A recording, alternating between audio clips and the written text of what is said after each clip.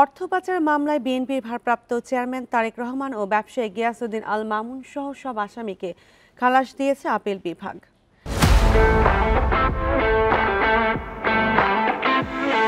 পাচারের অভিযোগে ২০১৬ সালে তারেক রহমান ও গিয়াসউদ্দিন আল মামুনকে ৭ বছরের কারাদণ্ড দেয় হাইকোর্ট। সাজার বিরুদ্ধে আবেদনের প্রেক্ষিতে আপিলের অনুমতি দেয় আপিল বিভাগ।